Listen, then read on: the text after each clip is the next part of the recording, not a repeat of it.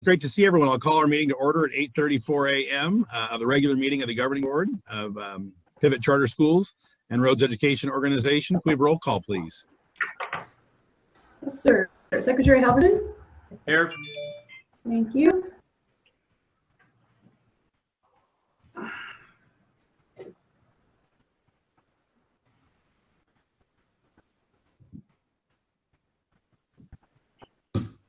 Looks We like lost Liz. yeah, she may have frozen. Liz, if you can hear us, you froze. I can relate to that. I had to move to the level deck to get the decent Wi-Fi. Yeah. I noticed you got, she let you downstairs, it looks like, from your background. I know. But she says, "How long are you going to be?" And I'm going, "Oh, Jim is really long-winded, so it could go all day." Well, to that end, while we're at a pause, we do have a 10 o'clock stop because I'm speaking to the teachers, and I think some of you are joining us, and then I need to leave that at 10:15. So we will be structured today in our presentations. Okay, since Liz isn't back, I will Let's keep finish moving. with roll call. How far did she get? Just Tom. First, Okay. got the best out of the way. Chairman Lewis, Here. Vice President Harrigan, Here. Member Holmes, Here. Member Sutherland, Here. Member Siegel. Here. All right, that is everybody. Steve, you look stretched and relaxed. It's good. Glad it's working out. It is. I need more about stretching these days. You are a brilliant entrepreneur. You caught that at the front of the thing. Good for you. There you go. All right. So we're present, 6 of us is great. We'll continue to move forward. Are there any modifications to the agenda? Hearing none, I'll ask for a motion to approve the agenda. So moved. Okay, I think that was Steve and OJ. A motion a second. Any discussion? All those in favor say aye. Aye. Opposed? Okay, thank you. The agenda is approved. Now this is the time and place for members of the public to speak to the board on any item. Are there any members of the public that wish to speak? Jane, do we have anybody out there? Not that I know of, but I can't see all sites. Only Liz can. Oh, you can't see the sites. Okay. Well, we'll come back to public yeah. comment after the financial update because, oh, she's doing the financial update too. Yeah, I'm trying to get a hold of her right now. We can do the ED report, or we can do. Yeah, why don't we, if with permission of the board, we'll postpone public comment and the financial report to keep moving to the executive director's report because we aren't taking action. So we can take public comment after that. Janet, go ahead. Would you like me to share the screen since I got That would be great. It's good in case someone comes in that they can see. I have my presentation, Lindsay, so I can do Okay, that. got it. Great, go ahead, Jana. All right, I am finding it. Sorry. We have a brand new parents training one. So let me pull up the correct one. 2022. All right. Good morning, board members. Can you see my screen? There'll be a little delay, but Yes. Yes. Okay, great. It has been one heck of a crazy week for all of us. It's been absolutely wonderful. Sunday night, we got everybody back together in Santa Rosa, and I'll tell you a little bit more about what Oh no, did Jana also freeze? Yes. Hey guys, I'm back. This is Liz. I'm calling in on my phone. I'm at the corporate office in Chico and the internet just went out. So Britton's trying to reset it. This is why I can't wait to get back in person. Oh, Jane is out now too. Jana's frozen now, Liz.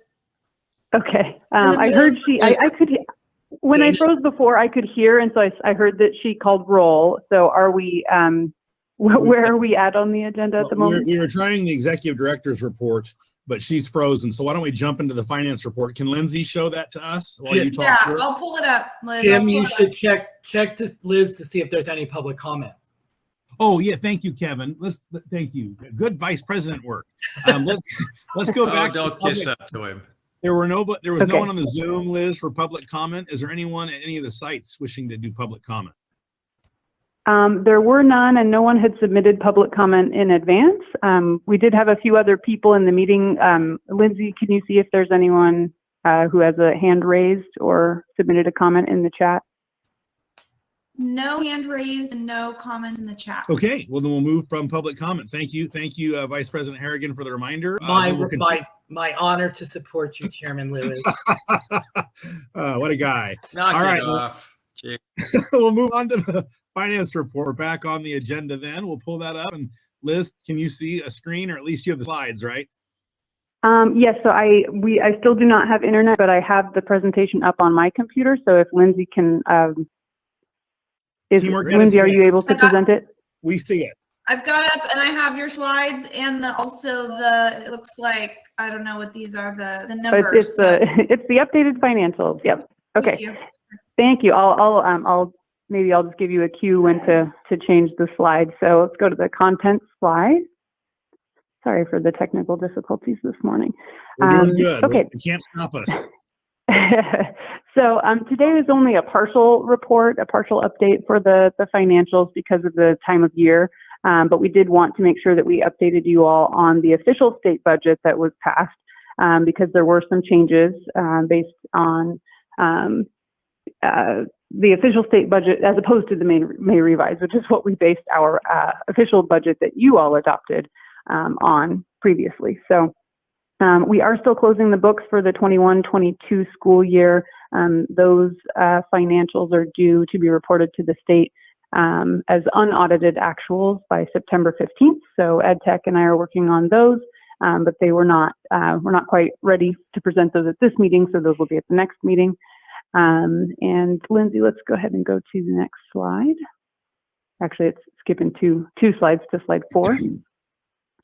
So where we last left off for the budget for the 22-23 year, we had based the budget off of the May revise, which showed a 9.84% LCFS increase, which was comprised of a COLA and then an increase to the base grant. There was also a one-time discretionary grant that was significant in size, but at that point in time, it was not really allocated to any particular purpose. It was just listed as, potentially going to be entirely unrestricted and discretionary. And we had expressed a little bit of concern and reservation over that because, as we know, the legislature loves to attach strings to things these days and slice and dice things into more categorical programs or things like that. They had also been proposing this flexibility in ADA calculations, but we were not eligible as a non-classroom based school. So that was the May revise. And then if we go to the next slide, this is the board approved budget that we adopted based on the May revise. So our operating income had been projected at a little over 150,000 pivot wide.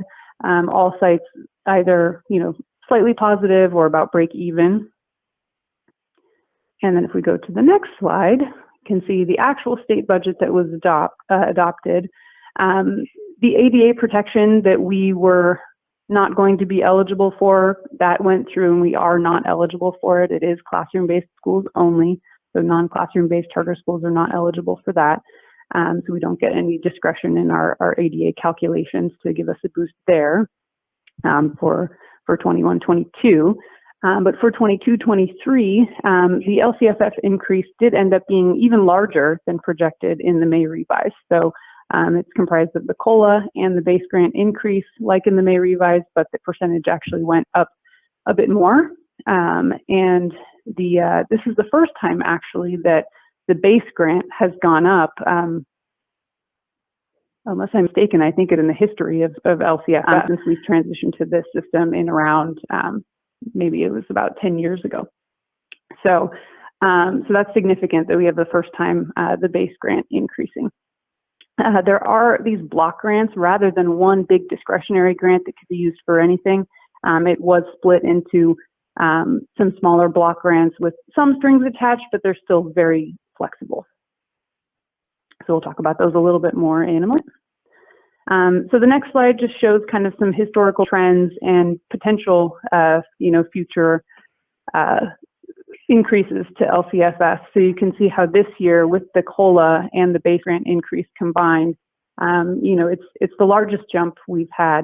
And I don't expect that we will see something similar necessarily anytime soon, especially with the base grant increase. That's something that has not historically happened. So if it's just the COLA moving forward, these are the current projections for the next few years. But as we know, there's also, talk of a potential recession on the horizon. So we're cautiously optimistic. But this year's COLA was the largest in the history of LCFF so far. But we'll see what happens in future years. But just kind of wanted to put this year's numbers in perspective. So that all sounds wonderful in terms of funding per pupil, since that's what those rates are based on, or per ADA. However, if we go to the next slide, on slide 8, our enrollment is not quite where we need it to be. Was there a question? No, I just wanted to point out that, this historically has happened. And if we look at, is it 2021 where we were at 0? Is that right, Liz, on the previous slide? If you go- Yes, on slide 7, where there was a 0 during COVID when that first happened, and there was that knee-jerk reaction of the state to say, "Oh, we're not increasing anything at all, no COLA, no nothing." And so for those of us who've been in public education, this is often a trend where there's no funding, and we have to deal with it at that time, and then there's basically kind of a makeup funding. And I just want to put that in perspective, that this 12.84 has to be very conservatively looked at in terms of long-term planning. Yes, thank you. And that's a great point to bring up, the 0%. The state likes to be very cautious, when there's uncertainties. And so they kind of did that knee-jerk reaction of no increase at all for the 2021 school year. And then economically, with their, tax receipts and revenues and everything, ended up being not nearly as bad as they had been bracing for. So then this, we are seeing kind of a catch up there, because they tightened the purse strings, and it turns out they maybe didn't need to quite so much. So now they're kind of, making up for that. And like, for example, historically, a group within the district may see, oh, wow, we have 12.84. We should see that reflected perhaps like in a larger salary increase, but it's not sustainable over time. That's right. Okay. All right. Thank you. Correct. Yep. Thank you. And also, that was one reason why the state decided to split the increases. It's not all a COLA increase. There is a COLA increase, but a lot of it is to the base grant. And because it sends a sort of a misconstrued message, or a message that would be misconstrued if it was all listed as a COLA, because that's not consistent with what the actual cost of living, or what that's intended to mean. So that's one reason why it was split into those few different portions. So let me remind again, I don't know how long the staff presentations are, but we do have to be done with the meeting at 10 a.m. So, and Jana is back on by phone. Her internet is out. So keep going, Liz, please. Okay. All right. So that does sound great for the state budget, having increased funding numbers per ADA and things like that. But enrollment across the state does continue to be a challenge for most districts and charter schools. As Jana has mentioned before, we're seeing declining enrollment throughout the state.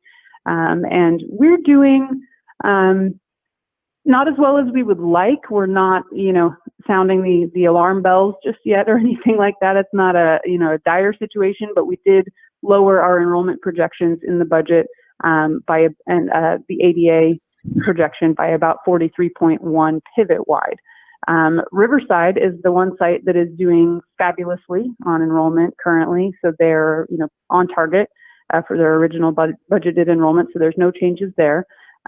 North Bay had been down somewhat significantly. And at the time that this presentation was made, we had reduced the enrollment projection by about 30 students. But since then, we've had a big surge and a lot of interest now that the first few weeks have happened. Local districts, we're getting a lot of students and families saying, I thought I was ready to go back to a traditional school environment, but maybe I'm not.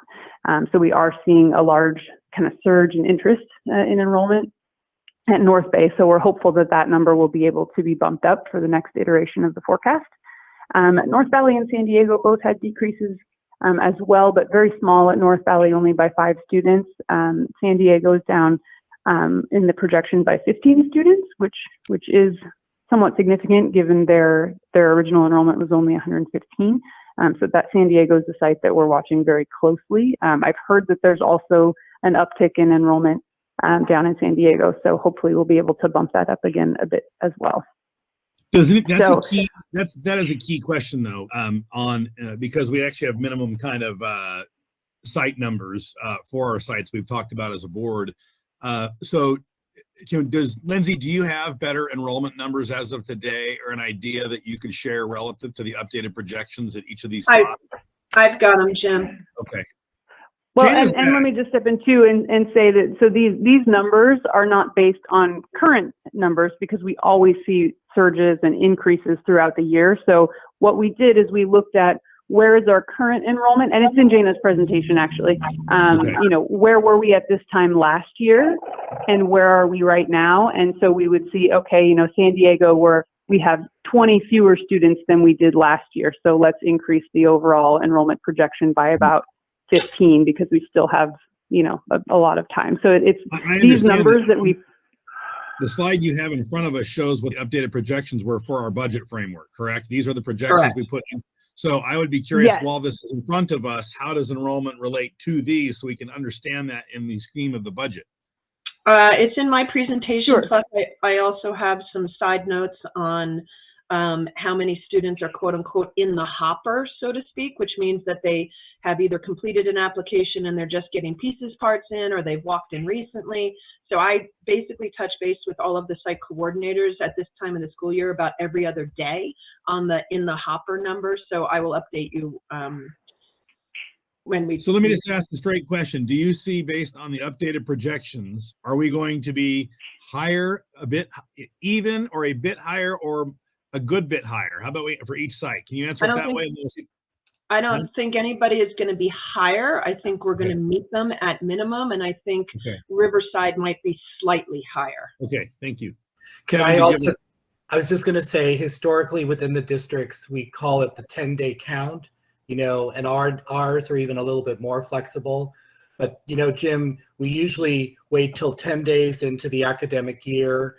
And then at the at the end of the month, we have a more accurate understanding. Exactly. And so then, therefore, that's why we adjust our budget at the first interim. So I think that I knew that. I was just trying Yeah. to figure out where we were going into that 10-day I count. think the most important thing is the relationship between students, ADA funding, and staffing. Okay. Mhm. Correct. Thank you. and I think it's important to note as well that school has not even started yet. Our first day is next Wednesday. Right. So these numbers are just based on the summertime enrollment numbers where we are compared to where we were last year. Right. Okay. All right. And think I'm back in Google Meet, but we'll continue this way until, just to keep it consistent.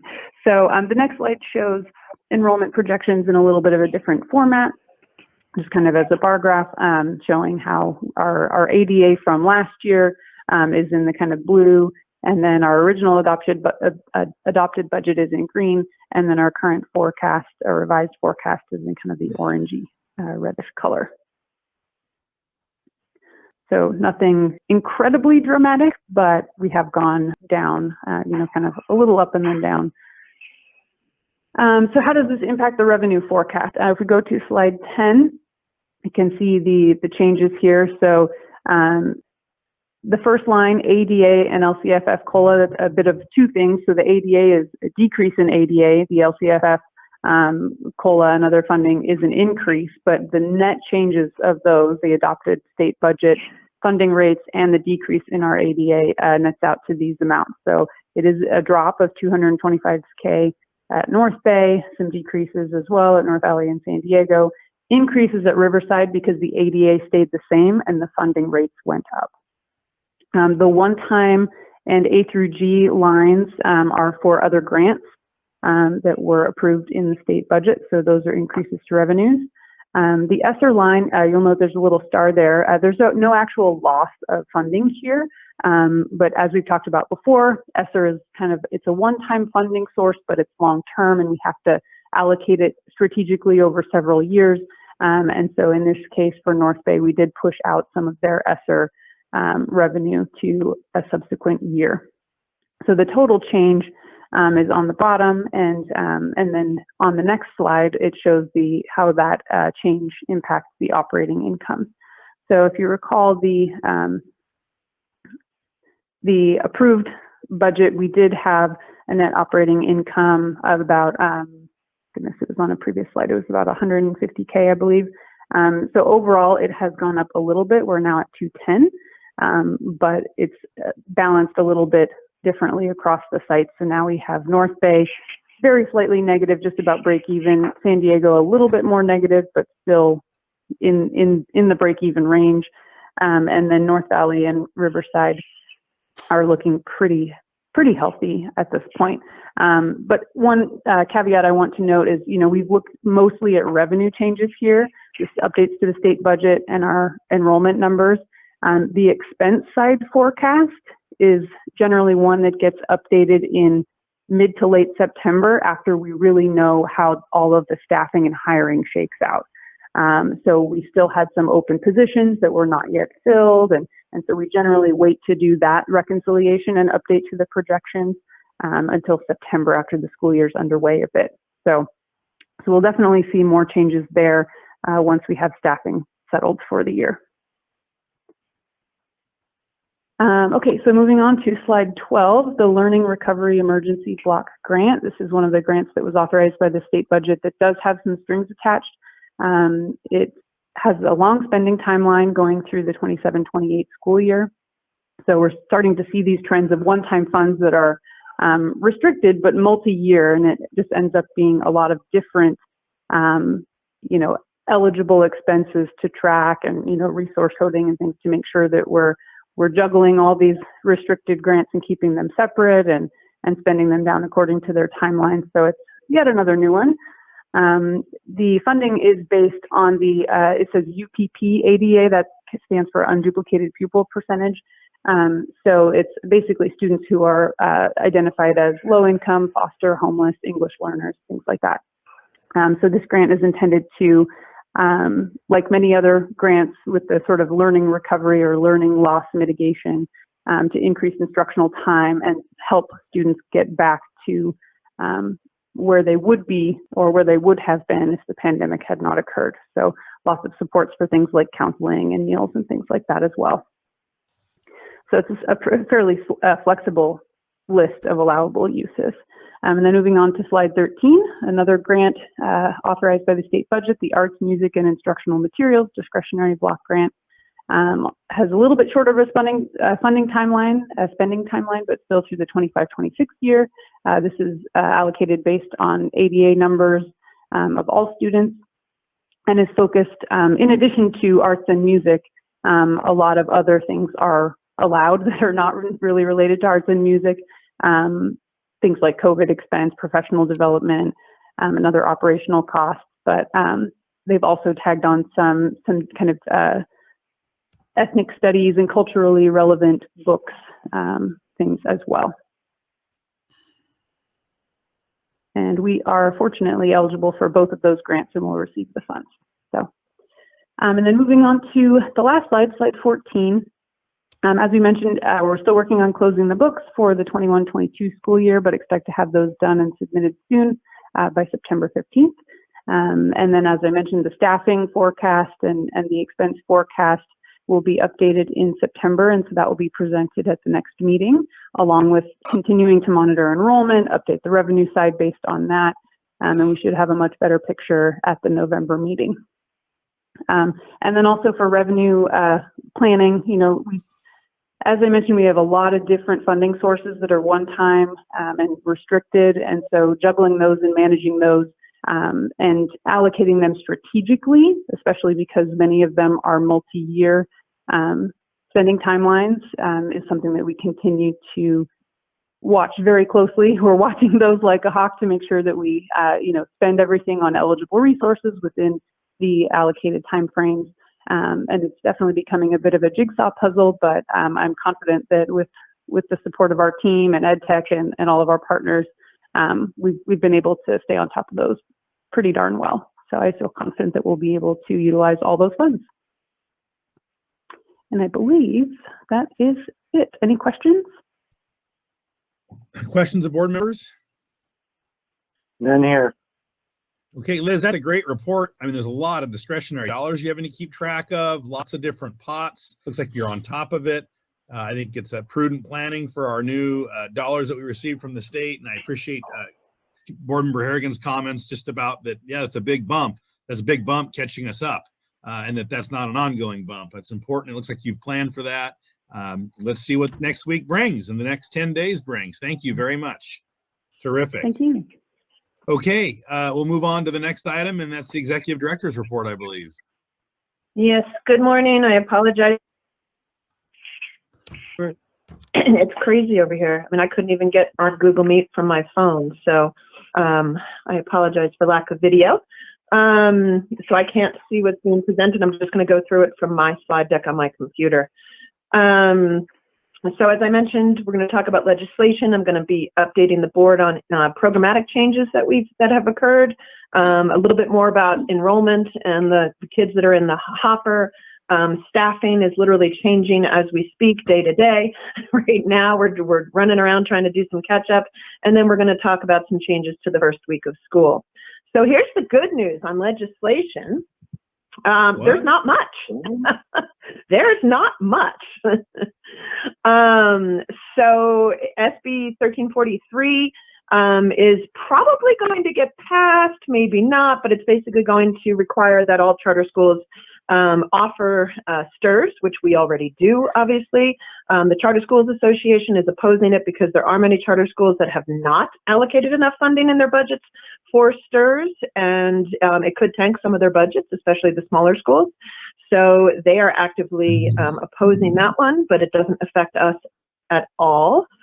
There is another one that we're not really too worried about, to be honest with you, that's going to essentially make us continue with COVID testing plans all the way through 2026. That one will probably also get approved, and that is it. I know, it's pretty earth-shattering that that's all we're fighting and dealing with right now. Part of it, obviously, is because there's going to be a big turnover in both the Assembly and the State Senate. A lot of change in leadership. I've been working very closely with Capitol Advisors. I actually met with them in Chico last week, gave them a tour of our school even up in Chico. They were kind of up in that area because it's close to Sacramento, and there's so many charter schools up there. So they are anticipating some fairly moderate folks coming in, which is good for us in ducking the whole non-classroom based stuff. And it was great that Capitol Advisors, who happens to be one of the biggest lobbying groups for schools of all types, districts, and we work with them closely with the Small School District Association that we are a member of, and they wanted to know more about non-classroom based charters, and so I was asked to go up there and meet with them. So it was pretty good, and they're saying there's going to be some moderate changes there, but there are a lot, like almost more than anybody has seen in quite a while, changes happening in our Assembly and the Senate. So we will be keeping our eyes on that in November and seeing what happens to the leadership, for example, on the Senate Ed Committee and some of those positions. They will all be changing. So any questions on legislation? Okay. It's all good news. I think last year we had 6 slides of legislative changes. All right, program. We were working very, very closely with all the site leaders last year on making some changes. We started in like April. Students will be on campus this year from 9 until 12:30, 4 days a week. On Mondays and Wednesdays, there's going to be a lot of site-based class offerings and clubs, and really trying to drive the kids back to the sites, having fun activities, having courses that they can take where there's actual credits being offered. We paid some teachers to develop some of those classes over the summer. Others already kind of had them in their back pocket. So we're really excited about trying to re-engage all of our students back on campus. Tuesdays and Thursdays, and this isn't true of all sites, this is kind of just a general, some people are kind of tweaking this a little bit, different sites, and that's fine. It'll be kind of what we used to call program time, with also some clubs going on at the school sites, but the kids essentially can be there 4 days a week, and that's the important part. Lindsay had to revamp the entire online workshop schedule so that we could allow for this to happen. Now our online workshops that our teachers are offering online that worked so well during the COVID time are going to be happening every single school day as opposed to just 2 days a week, because we had kind of gone to this model in the last 2 years, well, last year especially, on-site Monday, Wednesday, online Tuesday, Thursday. So we've switched that up. So all online workshops are 4 days a week and all site-based programs are 4 days a week, and they can do everything from everywhere. Really trying to utilize our school sites. And then Fridays are still our family meeting days where parents are, and I have this in air quotes, you can't see me, required.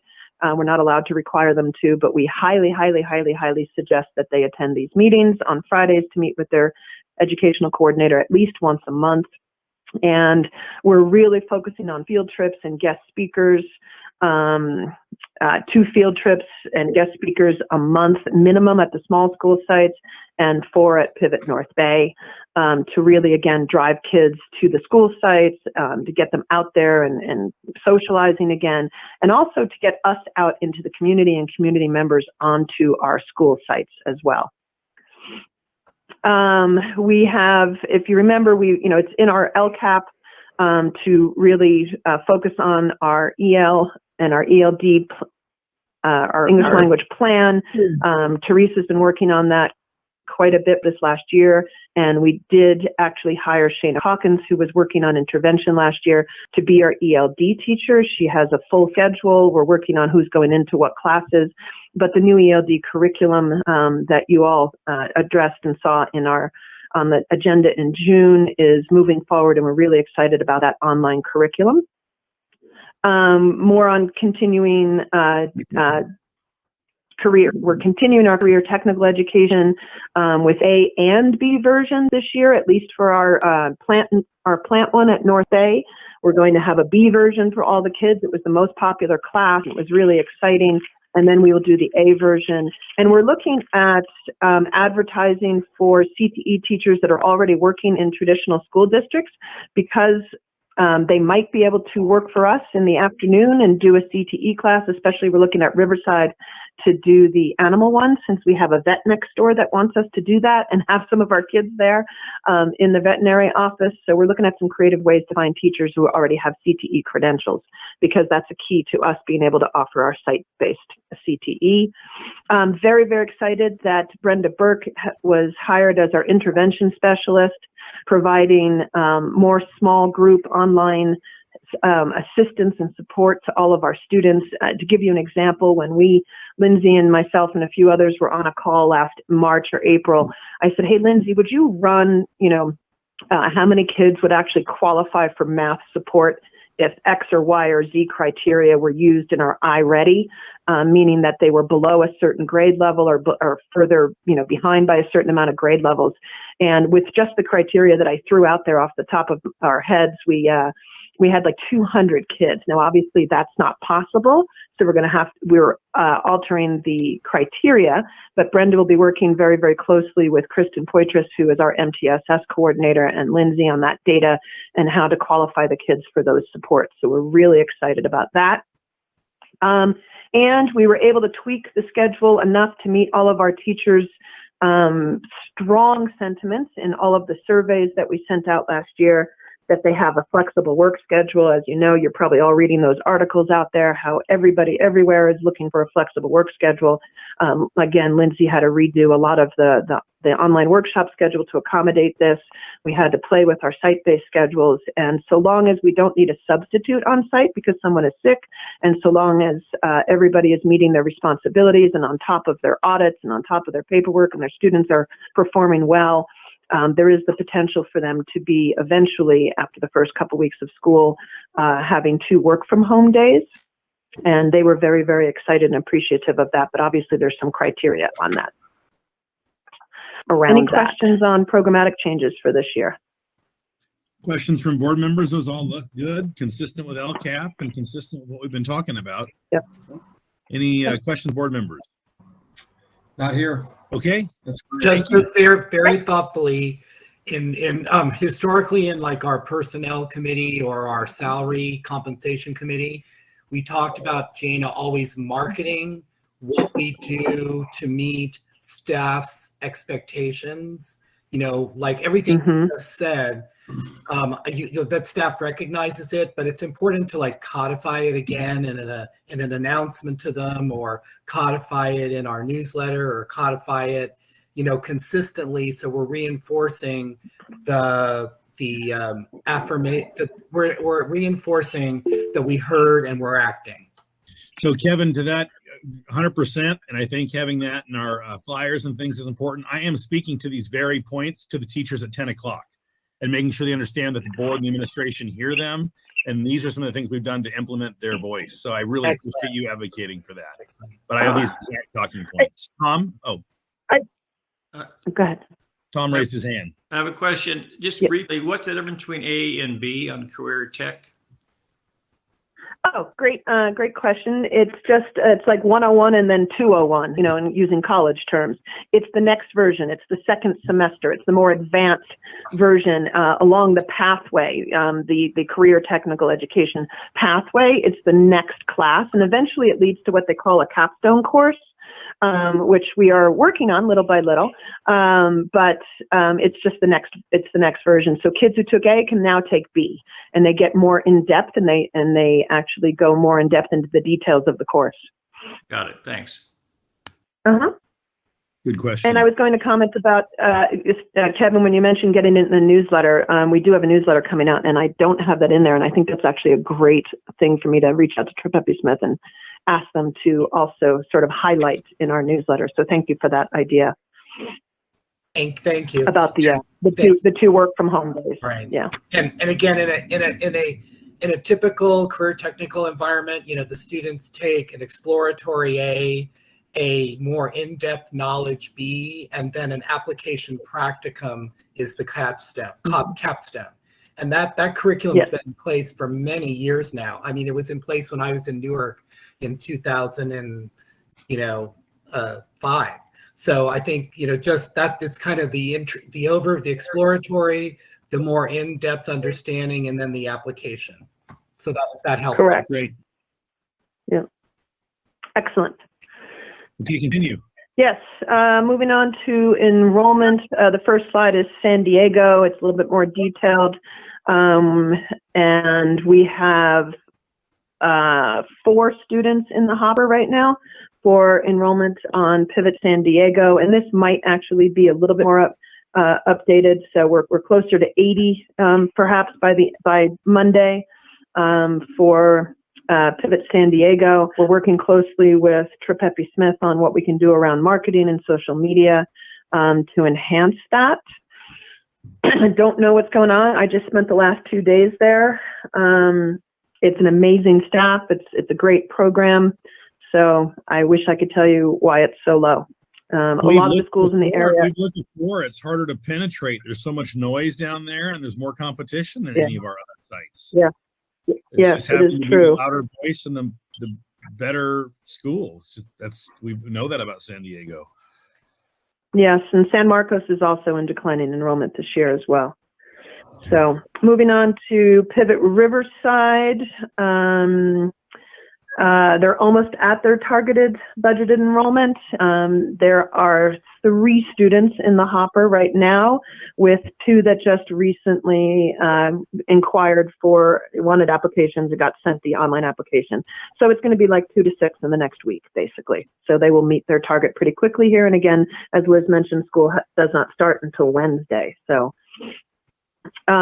Pivot North Valley is gradually coming up. We've had this flurry up there recently. Even while I was there were 5 students requesting information about the school the day that I was there, literally that day. So I do think they will hit their budgeted enrollment. I think it'll take a couple of weeks. The staff up there are attending the farmers markets, which is where everybody goes in Chico. We're also doing some different things on marketing up there, that we'll address with you all in November, advertising on Spotify and a few other places that are new and different for us. So we'll talk more in detail about that in November. So And what happened to my North Bay slide? Oh, I have it. Sorry, I skipped it.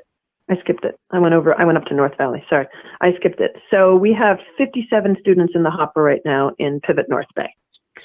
So that's good. We are getting closer, and it's crazy there right now. We're giving some of our classified staff some overtime to work on weekends to get everybody in as quickly as humanly possible at North Bay. There was just this huge flux last week. So pretty excited about that.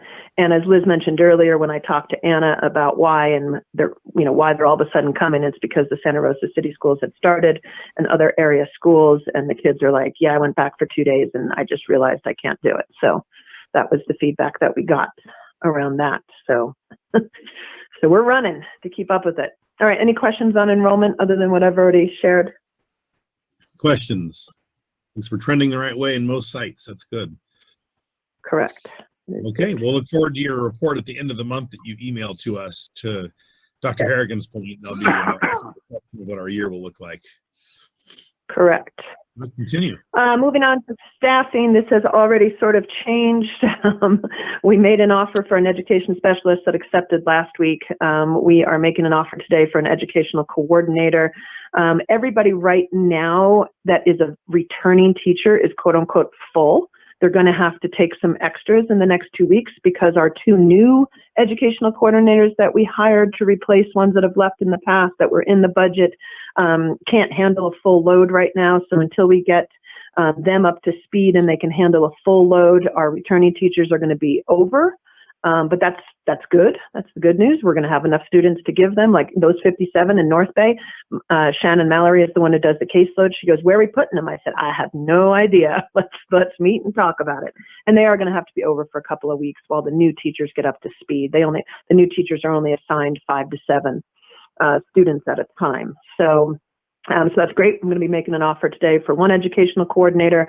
We already made the educational specialist and she accepted, and I'm making an offer today for the paraprofessional aide. We also did not have a teacher for the site-based elementary program in North Bay, which in the past has been very, very popular. And we were worried about what the parents would do, maybe disenroll if we couldn't find someone. And trust me, it's not for lack of trying here. Everyone, myself, Lindsay, Abigail, Craig, everybody has been interviewing like crazy all summer long. We are actually going to have someone step into that role that was already hired. She was an aide and she's studying child development and wants to become a teacher. So we're going to be making her that offer to do that site-based program 2 days a week. And that'll pull her away a little bit from her paraprofessional activities, but it fits within the scope of that. We are still missing a site coordinator in North Bay, which is that front desk position that answers the phones and basically is the other wind beneath our wings, in addition to Anna and Kathleen, who focus primarily on enrollment. So that's still a vacancy at Pivot North Bay, which makes it really hard on other staff, especially when school gets going. So we are scrambling to fill that role. Liz and Brittany and myself interviewed for the CBO HR assistant, and they are doing second interviews today, both of them physically on site at Pivot North Valley. So we'll keep you posted on that one. I think they have some great candidates. And the ELD teacher I mentioned earlier, as well as the intervention specialist position that was in the budget, has been filled. So we're pretty excited about that. And as you know, I talked about it in the spring.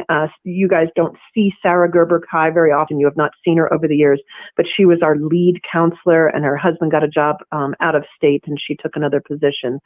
And so we did hire another counselor. Unfortunately, they're not physically in North Bay.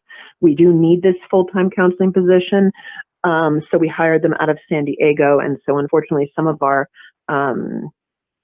counseling services will be a little bit more virtual than they were in the past, but we were able to at least get one FTE additional counselor in there, and I made one of our other returning veteran counselors the lead counselor, who is at North Bay, and that's Angelica Herrera. And she's doing a great job so far. She really dove into the role, so we're very excited about that. So that was just replacing other positions that have left. Any questions on staffing? Yes. So what does the CBO mean here? Isn't that Chief Business Officer?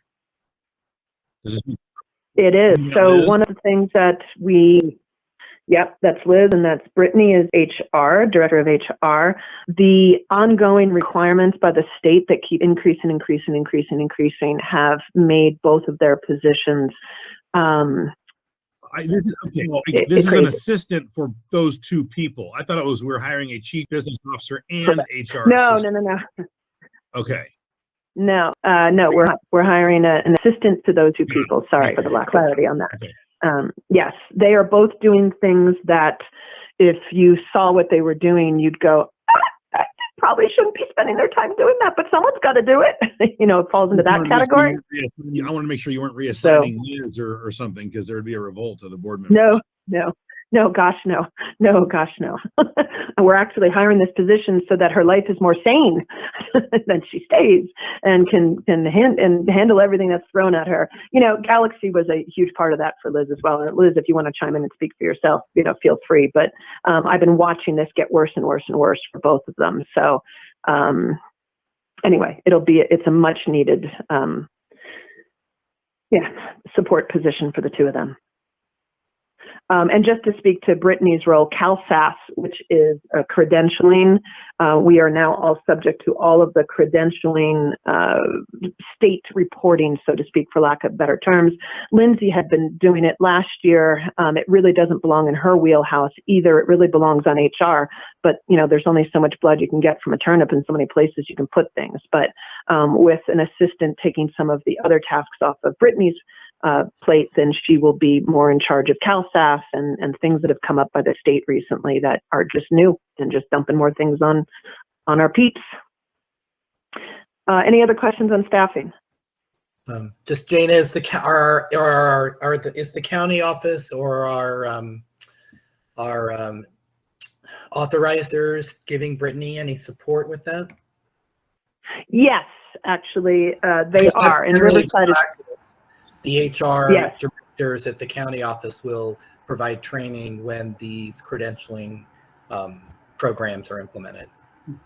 Correct. And our two best, well, I should say three. Our three best counties for that are Riverside and Sonoma, and then Butte does it quite a bit as well. But we obviously, you know, she doesn't need to be attending 3 sets of training. So we generally have her go to Riverside because they're incredibly good trainings and very accessible to all of us. And the practices are the same statewide. I just wanted, you know, to just actualize the support systems that we can.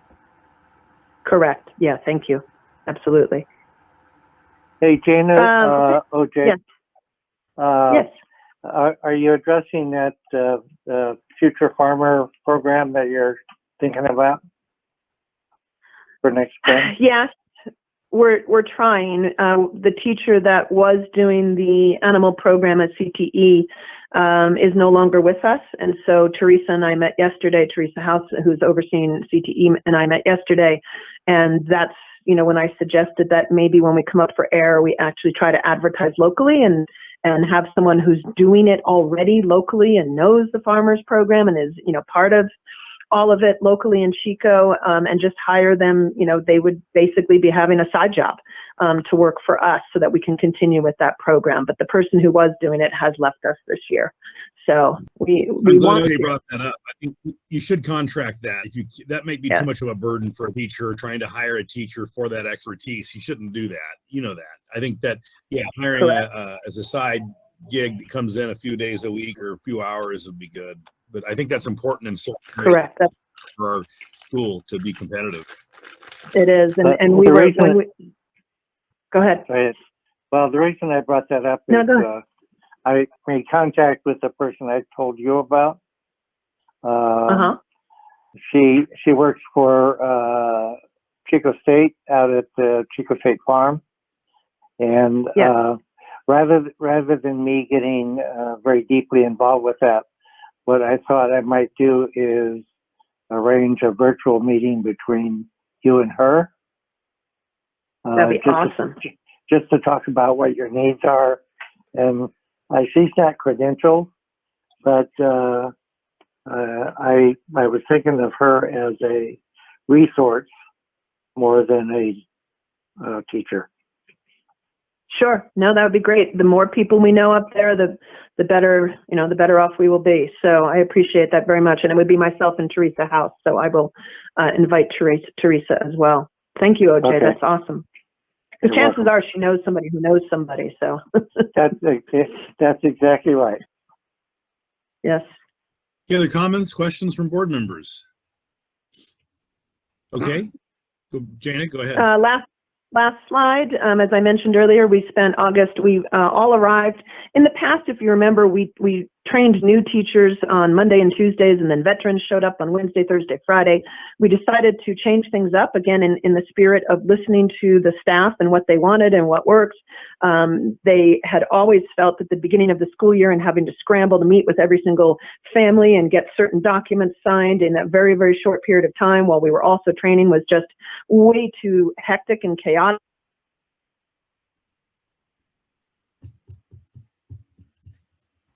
I think we lost her. Darn it. Telling you. Technology is great unless it's not.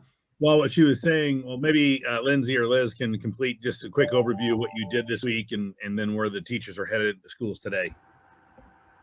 Sure. And hopefully Dana will come back on, but yes, so we instead met for 2 days with all the full-time teaching staff and lots of other positions. Some counselors were there and everything, and really focused on building community and those relationships and culture. We always talk about how at Pivot we're about relationships first, and if you don't have those strong relationships founded on trust and respect, then it's hard to get anyone to do anything. It's hard to get your students to work. It's hard to get those results. So we shortened it, so we were all only traveling for 2 days altogether, and really focused on building community among the staff so that we could start off the school year on a good note. And then everyone went back to their respective sites, and some of the members of the admin team you can see here are highlighted as visiting various sites as well to support those more localized trainings. So we've been doing a hybrid of Pivot-wide, everyone on Google Meet, and then some trainings and lots of time to work individually on their sites, connect with families, so that it's not nearly as much of a scramble trying to fit in those meetings with students and things like that around this really extensive training schedule. So I think it's been positive feedback so far. Jana, are you back? Yeah. Yes, I am. And thank you for taking that, Liz. I knew you could. So yeah, it's been very positive feedback so far. And so next week with the kids coming on Wednesday, we have all kinds of activities at the school site. And Abigail Titus has done an amazing job this summer. As you know, she is the site leader, site administrator at Pivot North Bay. She's been doing a lot of Pivot-wide work, which I really appreciate because she's very good at it. And so she kind of created this schedule for the students the first 2 weeks that all the sites are meeting about and getting kids to do activities. And she created this amazing class for them to take that they can get credits for and learn all about Pivot. And I've been redoing the parent training, and we're going to be starting to do parent training right away and having it be separate from what the students are doing in there. And it's great. It's all coming together. I mean, I know none of it really makes sense unless you see it, but it's just a lot of changes, but a lot of very, very positive changes, and people are very excited about it. So the kids' on-site classes really won't start until the 12th, but we'll be having a lot of fun on campus, like pizza parties and ice cream parties and barbecues and sports and games and doing their class that Abigail developed. Great. Okay. Now, this all sounds great, and I'm glad it went well. At 10 a.m., are all board members joining on the call? Everyone is invited to. So Yeah. Great. So I'll open up with some comments from a logistical standpoint, and then I would appreciate as many board members. I have to leave at 10:15, but I think any board members that can speak or share your thoughts, I'd welcome them. I think it's important for the teachers to hear from all of you. You're all great people, and I think you have passion for the schools. So I would beg that you also think about some things that you'd like to share that are complementary. I'm largely talking about the new year, our excitement, the importance of in-person education for our students. To Kevin's point, the things we are doing for the teachers, that we are listening, and supporting the administration. And then I'll turn it over to you all. And then hopefully if there's Q&A, I'll try and answer that if I can, but probably not. I'll probably leave that to all of you. So now that format, the teachers are at each school site, or they'll be Zooming in individually? They're at each school site. We actually require that they don't Zoom in different places all over the school site as part of our community building. Great. And so they're all going to be sitting in front of a big TV for the most part, but then obviously we have other people that are scattered about, but most of them will be at their specific school sites. Terrific. Okay, great. I'm glad I could encourage the board members to participate. That's terrific. Thank you all. Yeah, thank you. Okay, then I think that wraps up your presentation, Jana. Yes, it does. Okay, very good. Then that will take us to our discussion action items. Item 4.1 is our certificate of completion for alternative course of study. And I'll turn this over to our director of special education. I think I saw Brooke. Hi. Yes. So, Yes. good morning. Just briefly, a certificate of completion is, for students who, because of their disabilities, aren't able to complete the requirements of a high school diploma. And so in a traditional setting, they have different classes. They have an alternate course of study. It's very driven by their IEP. And then when they reach adulthood, they participate in a transitional program focused on functional life skills, living skills, and what they're going to do for work as an adult. As you know, last year we started an SDC program where we had a small number of students who were participating in a modified curriculum. We had 3 students in middle school, and as you know, middle school students turn into high school students, and that is the time that the IEP teams determine whether students continue on a certificate of completion track or whether they're doing a high school diploma, and what's going to fit best for the student and their needs. One of the Ed Code requirements for certificate of completion is having a board approved alternate course of study. So what we are wanting to use for our alternate course of study is the curriculum that we started using in the previous school year from Unique Learning. It combines standards-based, alternate standards-based for language arts, for math. It incorporates science and social studies topics. It's not the same as, your regular high school education. It is modified, but it is a good program that fits foundational academic skills, incorporates functional life skills.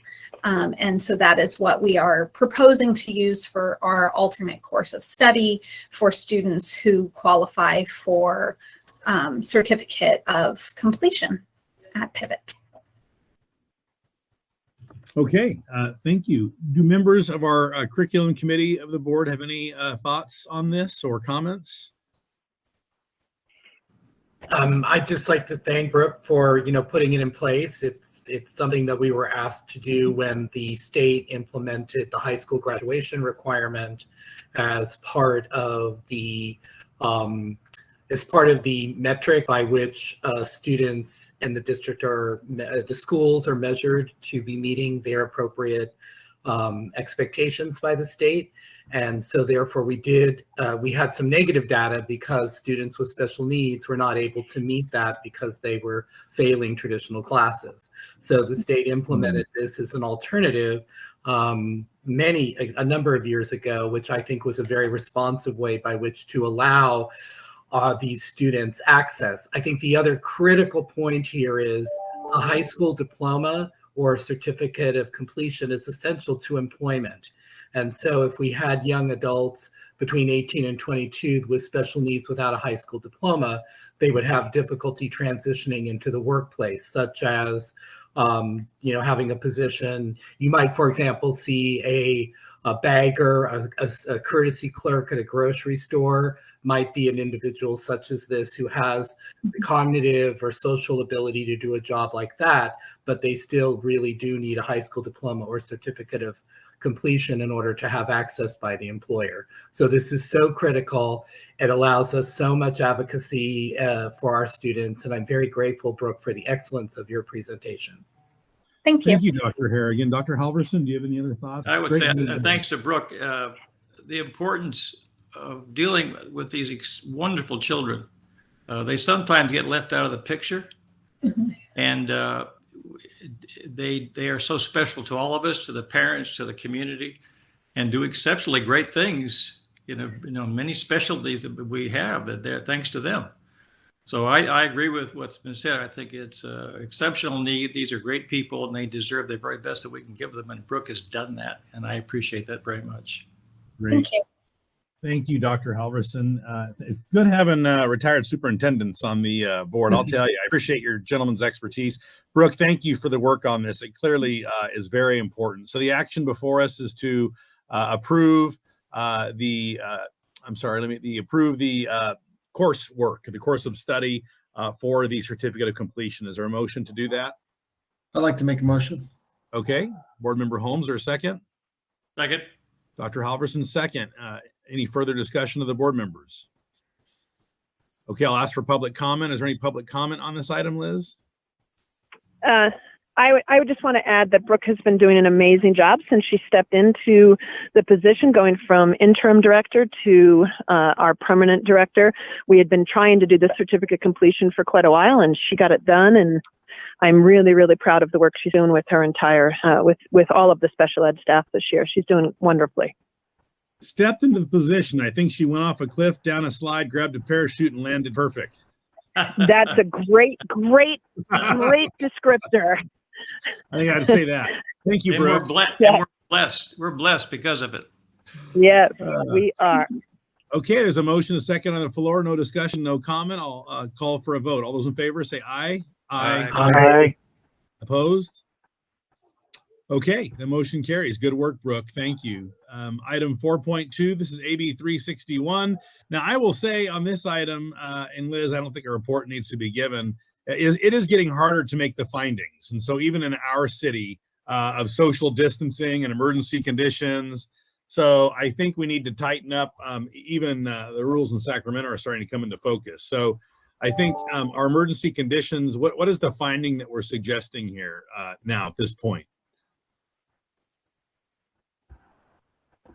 Well, so there are two options. The first one would be that emergency conditions no longer exist, and so we would go back to the regular Brown Act rules of either meeting in person in Sonoma County for the meetings, or for teleconference meetings, we would need to go back to the original requirements of allowing members of the public to participate from those remote locations from which board members participate, posting the agendas at those locations, and listing all those locations on the agenda. If it is determined that emergency conditions do still exist that impact the ability of the board to meet in person, then it would be the second set of findings that you all would approve here. And if emergency conditions do still exist, then we would need to schedule more special meetings to satisfy the 30-day requirement of AB 361. Well, I think the key issue here is for our board members, if board members still have believe there's an imminent risk to their health or safety, or the health or safety of immediate loved ones, then I think that warrants continuation of 361. But to be compliant with the law, I just wanted to ask the board that this isn't just something that continues as a state of because it's convenient. And so I just wanted to make sure that things are starting to tighten up on public agencies here. But I'm willing to support this if there still are board members who believe that there are threats to health and safety of you or your loved ones. So not putting anyone on the spot, but if that exists, then that we can continue this. Otherwise, I think we are meeting in person in October and November, or October by phone. Kevin, go ahead. No, can I just ask two things? If we were to continue the conditions, we would then come back again in September. Would that be correct, Liz? Correct. Yes. If you all adopt the second set of findings, the next agenda item is to schedule the special meetings, but that would not be needed if we choose not to. And then number two, if needed, as with previous meetings, if someone did need to participate from remotely, one could. Correct? Yes. Yeah. Okay. We just begin And, meeting I mean, back in person. I want to be very honest. I'm an advocate for moving forward into, I'm an advocate for moving forward with in-person meetings. We're actually within our HOA now having in-person meetings with the option of participating via Zoom. I have to say I traveled for the very first time 3 weeks ago to visit my mother, who's 93, and see my niece, to have a party for her graduation from the University of San Francisco. Very safe, very careful. My host was very careful, whom Joel and I stayed with. We were there 4 days, and on Monday she called that she and her husband had COVID, and then Joel and I got COVID. Oh, And I was asymptomatic, but Joel was sick, so it's still very present. I'm also now volunteering with the Desert AIDS Project twice a week, working for DAP. We just had extensive training about continuing all the precautions with not only with COVID, but also with monkeypox. So that's an additional virus that I think we have to also be conscientious of, which is we're very conscientious in the LGBTQ community, but I think, it's something just to be aware of. So I personally am fine with either, but I just think that, we have to be conscientious that, the viruses are present. indeed. All right. And then, Liz, I correct?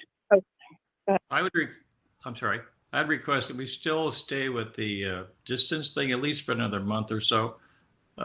There's just I get a lot of flack at my house about washing my hands and not seeing anybody and wearing a mask and so forth, especially if you're going to be traveling. And then if we go to Santa Rosa, we're on a plane, we're in hotels, we're seeing a bunch of people. So our exposure is substantially increased than normal, I should say.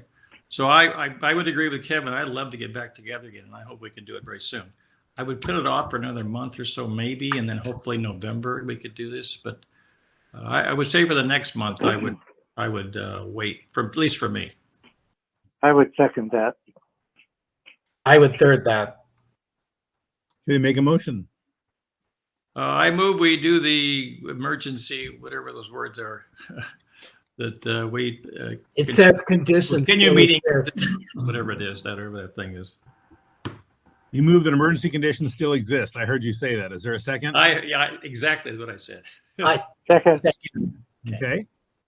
Any further discussion? Okay, all those in favor say aye. Aye. Right. Aye. Opposed? Okay, I am planning to meet in person in November, but I appreciate the safety of our board members and our board members feeling safe. That is very important. I will just state that intention on the record, and I want you all to be safe, and more important, be able to continue to participate. So I appreciate your comments, gentlemen. Okay, next item is then the schedule of the special meetings. You see those September 22nd at 11 and October 20th at 11. These are for the purpose of continuing the 361 motion. And if there is no objection, I will just say by unanimous consent, these are set. Is that okay? Yeah, it's on my calendar. Yes. Yeah. Hey, you got to plug your iPad in. The battery looks low. It is plugged in. All right, great. Perfect. Okay, item 4.4, independent study policy revisions for 2022-23. Go ahead, Liz. All right, this is becoming almost a matter of course every year here where we have to revise these. Again, this year, the state included some revisions to the required board adopted independent study policies for the coming school year when they approved the budget and the trailer bill.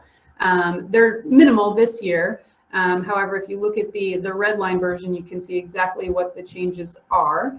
It is primarily related to the triggers for tiered re-engagement if students are deemed non-participatory in their independent study program in various ways.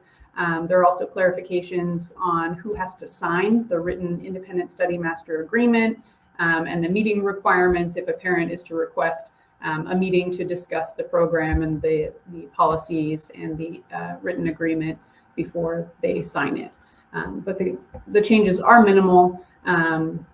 And so, but the board has to adopt the revised policy in order to comply with the revised conditions that the legislature approved and the governor signed. And Any questions? I will just add, for the board's sake, we were already doing all of these things already, so it's not an impact on anything we're doing operationally. Thank you for clarifying that. Are there other questions of board members? Okay, I'll ask, are there any members of the public that would like to speak on this item? Item 4.4, independent study policy revisions. Liz, anybody? No, not seeing any. Okay, I'll ask for a motion to approve the independent study policy revisions for the school year. So moved. So moved by OJ, thank you. Second. Second by Board Member Halverson, thank you. Any further discussion? All those in favor say aye. Aye. Opposed? Okay, thank you. The study policy is approved. Item 4.5, this is the A through G completion grant plans for all schools. Liz, go ahead. Yes, so this was a bit of an interesting one. These were actually approved last year, but originally under the proposed grant plans, it was an opt-in sort of situation, and we had decided not to opt in. But then the grant was changed so that it would be automatic, and every eligible school would receive the funds. So we're getting the money anyway, even though we weren't planning to opt in. So now we do need to develop and approve a plan. Today is the first board item for this, which is just discussion and presentation. The plan must be discussed at a regular meeting and then approved at a subsequent regular meeting. So it will be on the November 12th agenda to actually approve these. But at this time, we're merely presenting and discussing. There are three components to this grant. The first two are the A through G Access Grant and the A through G Success Grant. And each LEA or charter school or district only receives one of those based on their A through G completion rates. And A through G, as a reminder, is a reference to the minimum high school coursework that's needed to apply or get into University of California and California State Colleges. So this is a grant targeted at promoting high school students to complete those requirements and then subsequently be eligible to apply to those four-year public colleges and universities. So all four Pivot schools fall into the first category of getting the Access Grant because our current A through G coursework completion rates of graduates are less than 67%. So those funds that we receive for the A through G Access Grant are to help us increase that percentage. So targeting academic counseling efforts and partnerships with other post-secondary institutions like community colleges to kind of get that foot in the door and help students see that, oh, college is an option. And maybe I do want to go for that UPrep Academy at Pivot Charter School where I will complete the A through G requirements. So the first part of the grant is targeted at that, increasing our A through G completion rates. We don't get the A through G Success Grant because our A through G completion rate is not in the right range. And the third part is the A through G Learning Loss Mitigation Grant, and that's available to all districts and schools. So we do get that one. That one is targeted more COVID kind of related things. There were a lot of students who maybe were on track to complete the A through G requirements, but due to COVID might have gotten a D or an F in a course, and that's not allowed according to the A through G requirements. So the grade must be a C or better. So this part of the grant is targeted at helping students to retake those courses so that they can get back on track to being eligible by meeting the minimum grade requirement. So there's a time frame if a student had failed or gotten a D in a course in spring of 2020 when COVID first started, or in the 2021 school year. I see Dr. Harrigan raised his hand. Thank you, Liz. Did you raise your hand? I was just very appreciative of this grant because I've been doing some other coaching of people in districts, and they're struggling with this with children who got sick at the end of the last school year. And secondary teachers are very inflexible, many of them. And so therefore, they haven't made any accommodations or modifications to help the child get a better grade because they didn't, like, for example, they didn't take the final, so they just gave them a D. And so this is really outstanding. Yeah, I thought so too. I hope it's not a whole lot of work for you to administer and that there aren't strings attached if we don't meet certain benchmarks, because this isn't exactly our student profile. But I think for those who I thought it was a neat opportunity. I echo Dr. Harrigan. Any other comments from board members? And our curriculum is A to G. Yes. Yes, we do It have A is. through G Yes. approved courses. Yep. That was something we mandated a long time ago. Mhm. Okay. Is there a member of the public that would like to speak on item 4.5? I just wanted to add that if you remember, we hired Luis to work on credit evaluations. His title became academic counselor, and he is amazing. And this was his former life, was reaching out to community colleges and community organizations. And we've kind of shifted him a little bit more in that direction this year as well. So we have someone in place to, implement this operationally already. And so that's pretty exciting that we can do that. Yes, and this grant allows us definitely to be able to do that, and make sure that he can focus on those efforts, in addition to career things, college and A through G completion and promotion among our students. So this grant definitely helps fund those efforts that he'll be working on this year. Great. No other members of the public wishing to speak, then I'll entertain a motion to approve our plans for the A through G grant. Actually, we cannot approve them Oh, today. that's right. You said so. We've received it. Thank you. We'll vote in November. I heard you say that. Okay, thank you. Item 4.6, this is the consolidated application for certification of assurances of prayer, protected prayer, and the homeless education policy. That's quite a combo. Okay, Liz, go ahead. Yep. So normally we do these in June of every year, but the last few years we've had some issues with the system where these are obtained and approved being delayed. So we weren't able to show these to you in June. But the system that's called CARS has subsequently been opened. These certifications are required to receive federal funding. So we do have several federal funding sources these days. And so subsequently, these things are needing to be approved annually. Are there? These weren't amended. This is our current practice. This is just an annual thing, correct? Correct. Yes, we've done. You all have approved these for many years. Could this not have been on the consent calendar? Does this need to be heard as a separate item? That's a good question. I don't know, but I can look into that. I would just say in the future, Kevin? If my memory serves me correctly, the consolidated application does need to be done through this kind of discussion. Okay. I would just say in the future, if something doesn't need to be done and it isn't amended, it's just an ongoing, I'm comfortable with that on the consent calendar.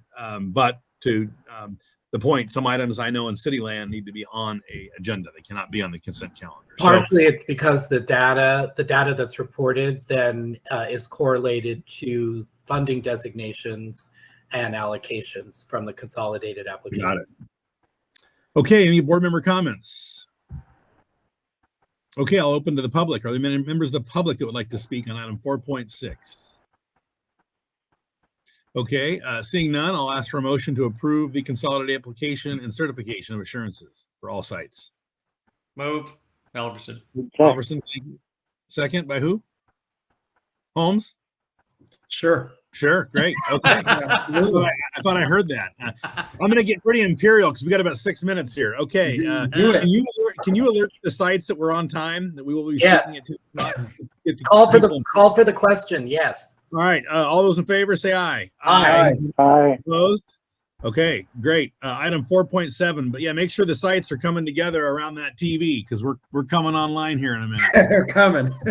Or tell them to go to the bathroom and get in front of that TV. All right, 4.7, applications for federal title program funding for all Pivot schools. Liz. All right. This goes hand in hand with the previous item, but it's split out because it is a special set of language that needs to be approved. So the Pivot Charter Schools will be applying for Title I, Title II, and Title IV funding. And a local education agency has to designate which program under Title I it will operate. And Pivot has operated under a school-wide program for since we started applying. So it is recommended that the board approve these applications for federal funding and authorize the schools to operate a school-wide program under Title I.